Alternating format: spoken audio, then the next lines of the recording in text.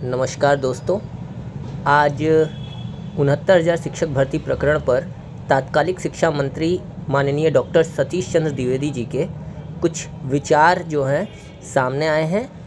तो socio political talk के इस वीडियो पे आइए जानते हैं कि उन्होंने इस भर्ती परीक्षा से संबंधित विवाद पर अपने कौन से विचार प्रस्तुत किए। प्राथमिक उसमें तो इन 8 वर्षों में आमूलचूल परिवर्तन हुआ है। सर, कार्यकाल के दौरान जितना आपका नाम चर्चा में आया, कहीं ना कहीं विवाद भी आपसे जुड़े रहे। थोड़ा सा प्रश्न विवादों को लेकर जरूर करेंगे जी। ये 69,000 शिक्षक भर्ती आपके समय में आया था? नहीं, अच्छा। ये भर्ती दिसंबर 18 में हाँ। इसकी परीक्षा हो गई थी। अच्छा। जो आप जानते हैं भर्ती की जो व्यवस्था है, जी जी जी। पहले उस भर्ती परीक्षा में बैठने के लिए अभ्यर्थी को टीईटी पास करना पड़ता है, बिल्कुल। तो उसके बाद वो एलिजिबल होता है। जी। फिर जब विज्ञापन निकलता है और भर्ती के लिए लिखित परीक्षा होती है, कुछ लोग उसको सुपर टीईटी भी कह देते हैं। सुपर टीईटी जैसा कोई नाम नहीं है उसका, वो शिक्षक भर्ती की परीक्षा है। तो वो दूसरी परीक्षा देते हैं लोग। दूसरी परीक्षा में एक कट ऑफ निर्धारित होता है कि जो भी एक निर्धारित प्रतिशत अंक प्राप्त करेगा वो क्वालिफाई करेगा, मतलब वो सेलेक्ट हो जाएगा, जरूरी नहीं है। क्वालिफाई करेगा। जैसे मान लीजिए 69,000 लोग भर्ती हुए, तो सपोज दैट कि 1.5 लाख लोग क्वालिफाई कर गए। तो क्वालिफाई किए हुए जो लोग हैं, फिर उनका 60% लिया जाता है उनकी लिखित परीक्षा के अंक।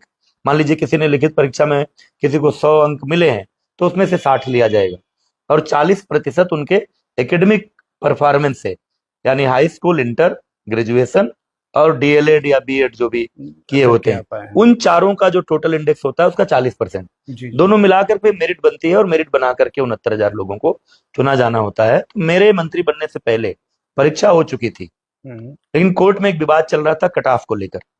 सरकार ने पहले कट ऑफ कम रखा था, शायद 36% या कितना था, कि जो भी 36% लिखित परीक्षा में पाएगा वो क्वालिफाई कर जाएगा, वो मेरिट पर उसके विचार किया जाएगा। बाद में बड़ी संख्या में आवेदन पत्र आ गए। सरकार को लगा हमको अच्छे टीचर चाहिए, तो हम थोड़े ज्यादा योग्य लोगों को ले, तो कट ऑफ का परसेंटेज बढ़ा दिया। एग्जैक्टली मुझे याद नहीं है कि 50 किया, जो भी रहा हो, लेकिन 50 किया कि 55 किया। तो उसको लेकर के अभ्यर्थी कोर्ट में गए, मामला हाई कोर्ट में गया। हाई कोर्ट ने भी कहा कि नहीं, सरकार अगर टीचर्स को, अच्छे टीचर्स को भर्ती करना चाहती है तो कर सकती है ऐसा। फिर सुप्रीम कोर्ट में गया। सुप्रीम कोर्ट ने भी सरकार के निर्णय पर मोहर लगाई कि भाई शिक्षा की गुणवत्ता से कोई समझौता नहीं किया जा सकता, और अगर उत्तर प्रदेश सरकार योग्य शिक्षक चुनना चाहती है और उसके पास विकल्प ज्यादा है, अभ्यर्थी ज्यादा है, तो कट ऑफ बढ़ा सकते हैं। तो ये जो प्रक्रिया हुई, ये प्रक्रिया रुकी हुई थी। अभ्यर्थी कहते थे कि एडवोकेट जनरल कोर्ट में नहीं जा रहे हैं, कोई निर्णय नहीं हो रहा है, आखिर रोते थे लोग। बहुत सारे अभ्यर्थी कहते थे हम ओवर एज हो जाएंगे, हम क्या करेंगे अगर ये निरस्त हो गया। एक तो स्थिति ये बन रही थी कि वो निरस्त करके फिर से कराया जाए।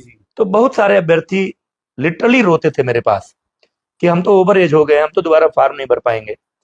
तो हमारे मुख्यमंत्री जी भी बहुत संवेदनशील हैं, इन बातों को मैं उनके पास तक पहुंचाया, तो वो भी इस बात से सहमत हुए कि नहीं, भर्ती को निरस्त नहीं करना चाहिए, इस प्रक्रिया को पूरा करना चाहिए। और प्रक्रिया पूरी हुई।